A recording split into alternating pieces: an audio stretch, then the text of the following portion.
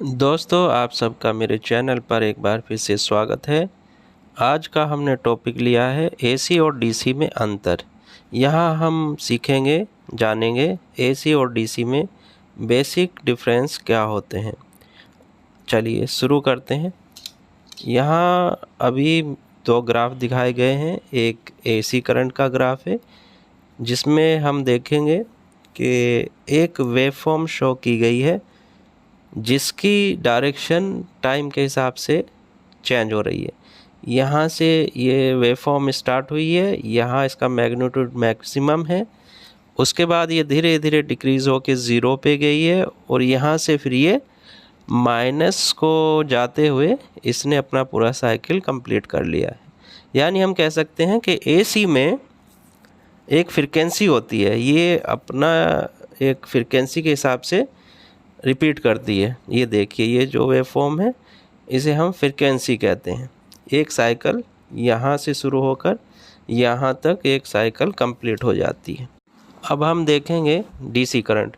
यहाँ भी हमने सेम एक ग्राफ, एक करेक्टरिस्टिक प्लॉट की है, लेकिन इसमें डीसी में कोई फ्रीक्वेंसी नहीं है। यानी डीसी अपनी कोई वेवफॉर्म नहीं बना रही है, एक स्ट्रेट लाइन है। स्ट्रेट लाइन का मतलब है कि इसमें इसकी कोई वैल्यू है, लेकिन एसी की तरह ये वेवफॉर्म नहीं है। साइनोसाइडल वेवफॉर्म जिसे बोलते हैं वो नहीं है, एक स्ट्रेट लाइन है।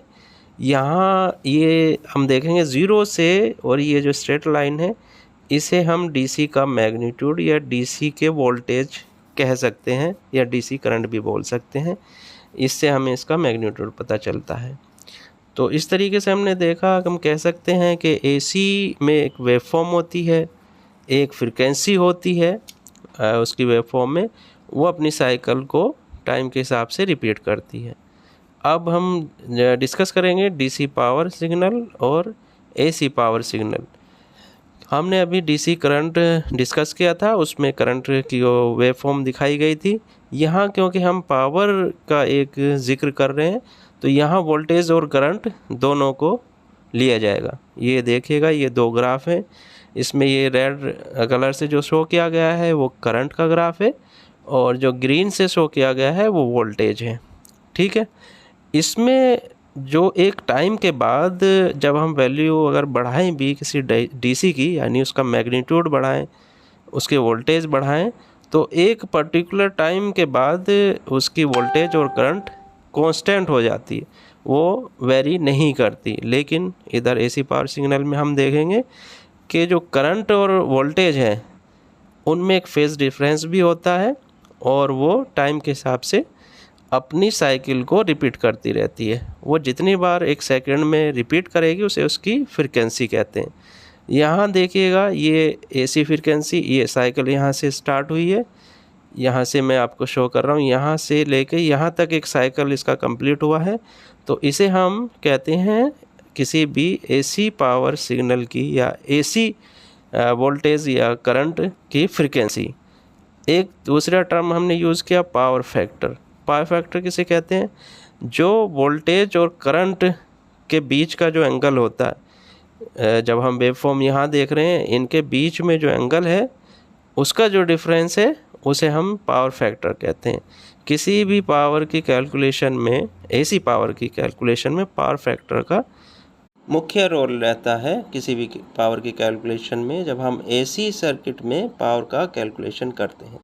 अगले चित्र में हमने दो सर्किट लिए हैं, जिसमें एक बेसिक डीसी सर्किट है और उसी के साथ में एक एसी का सर्किट दिखाया गया है। डीसी में आप देखेंगे कि एक डीसी सोर्स है, बैटरी हो सकती है, सेल्स हो सकता है, और उसमें एक लोड कनेक्ट है जिसे हम आर से हमने डिनोट किया है। इसमें आर कोई भी लोड हो सकता है। अब यहाँ इसकी वेवफॉर्म से हम देखेंगे कि ज़ीरो और पॉजिटिव वोल्टेज और नेगेटिव वोल्टेज के बीच हमने एक ग्राफ प्लॉट किया है। डीसी के केस में ये एकदम स्ट्रेट है, सिर्फ इसका एक मैग्नीट्यूड पॉजिटिव की तरफ शो किया गया है। अब हम एसी सर्किट को देखते हैं। इसमें हमने एक एसी सर्किट का जो एसी पावर का या एसी वोल्टेज का जो सोर्स है वो लगाया गया है। ये एक जनरेटर भी हो सकता है। अब हम इसके लिए एक वेवफॉर्म प्लॉट करेंगे। इसमें आप देखिए कि हमने वही ज़ीरो और प्लस वी और माइनस वी के बीच ग्राफ प्लॉट किया है। इसमें आप देखेंगे कि जो फ्रीक्वेंसी है वो हमें दिखाई दे रही है, एक साइकिल यहाँ पे कंप्लीट हो रहा है। इसलिए हम यहाँ भी ये कह सकते हैं, जैसे कि हमने पीछे बताया, डीसी में कोई फ्रीक्वेंसी नहीं होती, लेकिन एसी की अपनी एक फ्रीक्वेंसी होती है। आगे कुछ एग्जाम्पल्स के थ्रू एसी और डीसी दोनों को जानते हैं। देखिएगा, इसमें एक डीसी बल्ब दिखाया गया था जो ऑन ऑफ के स्विच के थ्रू ऑन ऑफ हो रहा है। यहाँ एक एसी जनरेटर दिखाया गया है और ये 3 फेस एसी जनरेटर है, जिसमें आप देख रहे हैं कि 3 फेस की फ्रीक्वेंसी शो की गई है।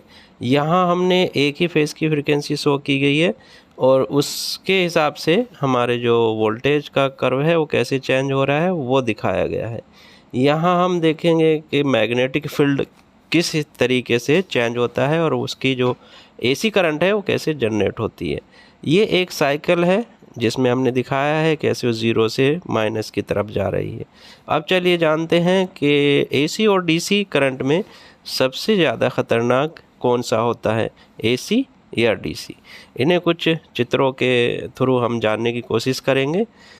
सबसे ज़्यादा जो करंट की घटनाएं होती हैं वो या तो कभी आपने इलेक्ट्रिक सर्किट में काम कर रहे हो और अचानक से आप लाइव वायर को छू लें। लाइव वायर का मतलब होता है जिसमें करंट या वोल्टेज हो।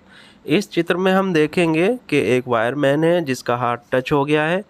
अब करंट को क्या चाहिए, लो रेजिस्टेंस पाथ, तो हमारे बॉडी से उसे लो रेजिस्टेंस पाथ मिल जाता है। वो हाथ के थ्रू होते हुए अर्थ में चला जाता है, जिससे कि इस लाइनमैन को या इस जो वर्कमैन है उसे एक शॉक लगता है।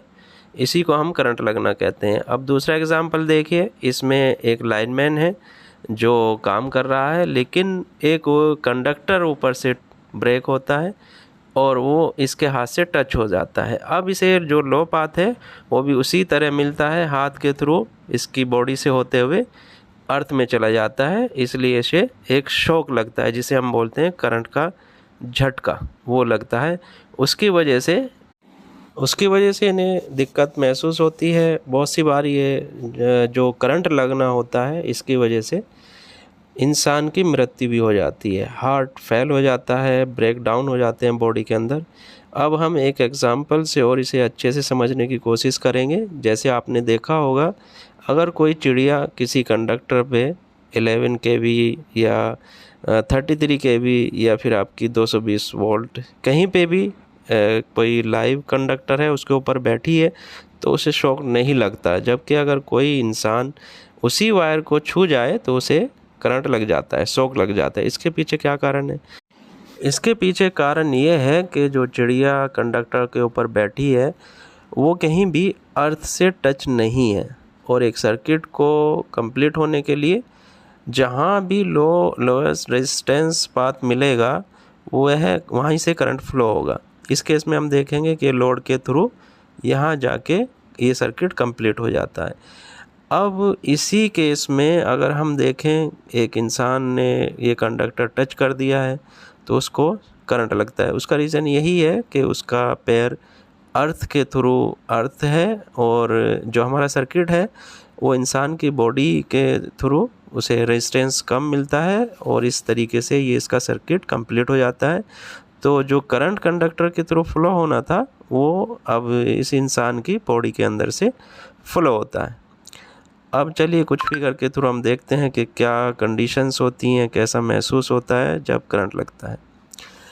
अब एसी करंट या वोल्टेज को जनरेट करने के लिए एसी जनरेटर्स और डीसी को जनरेट करने के लिए डीसी जनरेटर्स का यूज़ किया जाता है। अगर हम यहाँ इसे समझाने की कोशिश करेंगे तो ये वीडियो बहुत लंबी बन जाएगी, इसलिए हम इसे एक अलग वीडियो में अच्छे से एक्सप्लेन करेंगे। यहाँ एक सिंगल फेस और 3 फेस जनरेटर दिखाए गए हैं जिसकी आउटपुट आप देख सकते हैं कि ये एसी करंट आउटपुट वहाँ से जनरेट हो रही है। इस फिगर में हमने दिखाया है 4 वेव फॉर्म है। सबसे ऊपर की वेव फॉर्म को पल्सेटिंग बोलते हैं क्योंकि एक पल्स के रूप में दिखाई गई है, एक पल्स है वो शो की गई है। इससे नीचे एक डायरेक्ट लाइन है, इसे हम डीसी वोल्टेज या करंट भी बोल सकते हैं। इसके बाद एक वाइट कलर से जो शो किया गया है, इसकी वैल्यू आप देखेंगे वेरी कर रही है, कोई कांस्टेंट वैल्यू नहीं है इसे, इसलिए हम वेरिएबल वोल्टेज या करंट बोल सकते हैं। अब यहाँ देखिए ग्रीन कलर से जो शो किया गया है ये अल्टरनेटिंग करंट है। अल्टरनेटिंग का मतलब है अल्टर कर रही है, एक टाइम पीरियड के बाद रिपीट कर रही है। उम्मीद है आपको ये एसी और डीसी में फ़र्क समझ में आ गया होगा। अगर इससे रिलेटेड कोई क्वेश्चन आपके मन में हो तो हमें कमेंट करें, हम आपके हर सवाल का जवाब देने की कोशिश करेंगे। मेरे चैनल को लाइक करें और अपने दोस्तों में शेयर करें और सब्सक्राइब करें। Thank you.